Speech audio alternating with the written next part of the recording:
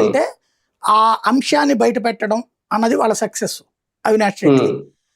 అదే సందర్భంలో ముందుగా పబ్లిక్ యాజిటేట్ అవుతున్నప్పుడు స్పందించి ఉద్యమంలో పాల్గొనలేకపోవడం వాళ్ళ వైఫల్యం ఆటోమేటిక్.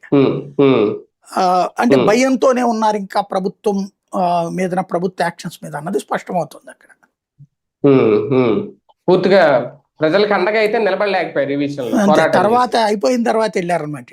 ప్రభుత్వం యాక్షన్ తీసుకున్నాక వెళ్ళారు. ఏం చేసుకున్నప్పుడు అంటే ఏంటి సార్ ఇప్పుడు వైసీపీలో కూడా ఆ స్థాయి సమన్వయం లేదా?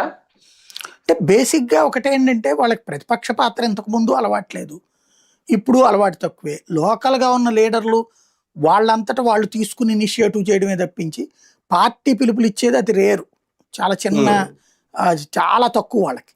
ఎంతసేపటి ఆర్గనైజర్ గా అట్లాంటి వాటిట్లో ఎప్పుడు ఫెయిల్యూర్ అది. ఇప్పుడు ఇంకోటి ఏంటంటే ఇప్పుడు లోకల్ లీడర్లు ఎందుకు ఇనిషియేటివ్, మామూలుగా లోకల్ లీడర్లు పార్టీకి ఇన్ఫార్మ్ చేయాలి, సమన్వయం కాదు, అక్కడ ఇన్ఫార్మ్ చేయాలి, ఒక వ్యవస్థ ఉండాలి. ఇప్పుడు తెలుగుదేశంలో ఇదిగో ఈ టాపిక్ కి ఈ నాయకుడు, ఈ టాపిక్ కి ఈ నాయకుడు అని ఉంటది అట్లాగా.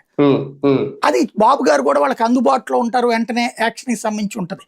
వీళ్ళ దగ్గర అట్లాంటి ప్రాక్టికాలిటీ చాలా తక్కువ, దాని వలన ఎదురయ్యేటటువంటి సమస్య అన్నమాట ఇది.